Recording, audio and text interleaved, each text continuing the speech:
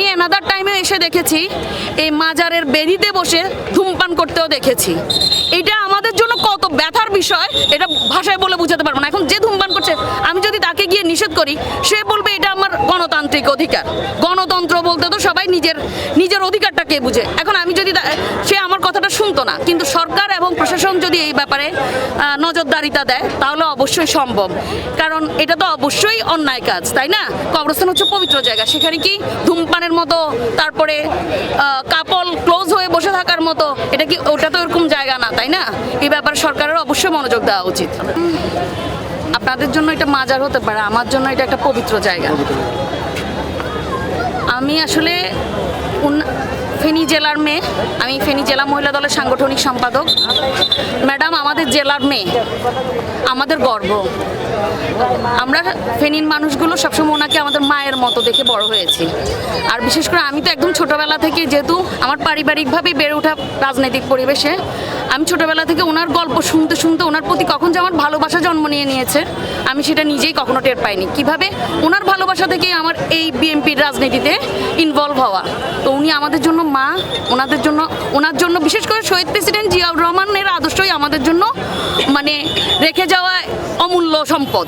সেই জায়গায় এখন বেগম খালেদা জিয়া এই যে শত্রুতা না, শত্রুর সাথেও উনি কি করতো সবসময় সমঝোতা, একদম আপোষে সুন্দরের মধ্যে সবার সাথে, যেভাবে ওনার যে আদর্শ, ওনার ওই আদর্শটা আমরা সবসময় ফলো করতে চাই। ওনার যে সবার সাথে সুন্দর করে চলার যে আদর্শ, তো ম্যাডামের আদর্শ বেঁচে থাকবে, ওনার আদর্শ কখনো শেষ হবে না। আমরা ওনার জন্য দোয়া করি, আল্লাহ ওনার কবরের সফরটাকে সহজ করুক এবং কি জান্নাতুল ফেরদৌসের উচ্চ মাকাম দান করুক। উনি আমাদের সবার অভিভাবক, এখন উনি সার্বজনীন, দলমত নির্বিশেষে সার্বজনীন অভিভাবক, আমরা সবাই এটা জানি। ওনার জানাজাতে কালকে আমরা যেভাবে দেখেছি, মানুষ ফ্লাইওভার থেকে এলিভেটেড এক্সপ্রেসে, মানুষ মগবাজার, এখান দিয়ে খামারবাড়ি, ফার্ম গেট, এগুলো সব ফিল আপ হয়ে গেছে। আমি যতটুকু জানি গোয়েন্দা সংস্থার তথ্য মতে প্রায় 1.5 কোটি মানুষ ওনার জানাজায় শরিক হয়েছে, 1.5 কোটি অ্যাবভও হতে পারে। তো আমরা দেশবাসীর কাছেও চাইবো আপনারা সবাই ম্যাডামের জন্য কোরআন খতম করেন, 5 ওয়াক্ত নামাজ পড়ে দোয়া করেন, আল্লাহ যেন ওনাকে জান্নাতুল ফেরদৌসের উচ্চ মাকাম দান করেন। আর আমি সরকার এবং প্রশাসনের কাছে করজোড়ে অনুরোধ করব, আজকের যে পরিস্থিতি দেখেছি এটার জন্য আমি মানে আন্তরিকভাবে ব্যথিত। কারণ কি, এটা হচ্ছে একটা পবিত্র জায়গা। এই পবিত্র জায়গায় আজকে নিউ ইয়ার পালনের অবাধ যে বিচরণ, এটা মানে এই বিচরণ করতে দেওয়া ঠিক হয় নাই। কারণ কালকে মাত্র একটা মানুষের দাফন হয়েছে এখানে যারা ওনার জন্য মোনাজাত করবে, যারা এক নজর ওনার কবরটা দেখতে আসবে, তাদের জন্য এটা ওপেন রাখা উচিত ছিল। সেটা না করে অবাধে খুলে দিয়েছে, কোনো নজরদারিতা দেয় নাই। এখানে ইচ্ছা মতো মানুষ বেলেল্লাপনা, সাজগোজ, মানে ফটো সেশন, এদের যে চলাফেরা, এটা দেখে আমার একটু ভালো লাগে না। আজকের দিনটা অন্তত এটা মেনটেন করা উচিত ছিল। আর সামনেও আমি সরকার এবং প্রশাসনের কাছে অনুরোধ করব যে এই জায়গাটাকে আরও সংরক্ষিত করা হোক, যেহেতু এটা একটা পবিত্র জায়গা। কবরস্থান মানেই পবিত্র জায়গা, এটাকে সবাই মিলে আমরা সরকারের কাছে আবদার করব যে সবাই মিলে আমরা এটার পবিত্রতা রক্ষা করি। যে শুধু আমরা বললাম, 2-1 জন বললাম, তারপরে এটা থেমে গেল তা না। সরকার যদি পদক্ষেপ নেয় এটা অবশ্যই সম্ভব, প্রশাসন যদি পদক্ষেপ নেয় এটা অবশ্যই সম্ভব। এখানে যারা দোয়া করতে আসবে তারা ছাড়া অন্যদেরকে যেন প্রবেশাধিকার নিষেধ করা হয়। এটা কি মনে হচ্ছে, এখানে কি নোংরামি হয় কিনা এরকম একটা বিজ্ঞ লোকের মাজারে? না, নোংরামি হয় কি না, শুনেন, সব এক একজনের সেন্স এক এক রকম। আমি অ্যানাদার টাইমে এসে দেখেছি এই মাজারের বেদিতে বসে ধূমপান করতেও দেখেছি। এটা আমাদের জন্য কত ব্যথার বিষয় এটা ভাষায় বলে বোঝাতে পারবো না। এখন যে ধূমপান করছে আমি যদি তাকে গিয়ে নিষেধ করি, সে বলবে এটা আমার গণতান্ত্রিক অধিকার। গণতন্ত্র বলতে তো সবাই নিজের অধিকারটাকে বুঝে। এখন আমি যদি সে আমার কথাটা শুনতো না, কিন্তু সরকার এবং প্রশাসন যদি এই ব্যাপারে নজরদারিতা দেয় তাহলে অবশ্যই সম্ভব। কারণ এটা তো অবশ্যই অন্যায় কাজ, তাই না? কবরস্থান হচ্ছে পবিত্র জায়গা, সেখানে কি ধূমপানের মতো তারপরে কাপল ক্লোজ হয়ে বসে থাকার মতো এটা কি, ওটা তো এরকম জায়গা না, তাই না? এই ব্যাপারে সরকারের অবশ্যই মনোযোগ দেওয়া উচিত। আরেকটু বিষয় যাবো যে এখানে দেশনেত্রী বেগম খালেদা জিয়া ফেনীর মেয়ে, আপনিও ফেনীর মেয়ে, তার আদর্শ কিভাবে লালন করেন? আমরা সর্বপ্রথম 5ই আগস্টের পরে আমরা আমাদের ফেনী থেকে মোটামুটি যারা নেতৃত্বস্থানীয় আছি আমরা সবাই এটা চেষ্টা করেছি যে কারোর সাথে শত্রুতা না।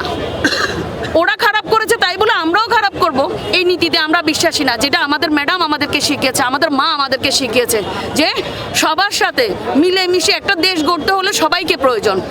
ঐক্যের সাথে, ঐক্যের সুরে সংঘাত এড়িয়ে সবাইকে নিয়ে শান্তিতে কিভাবে বসবাস করা যায়, এই যে আদর্শ আমাদেরকে দিয়েছে, আমরা ওই আদর্শটাই মানার চেষ্টা করি সব সময়।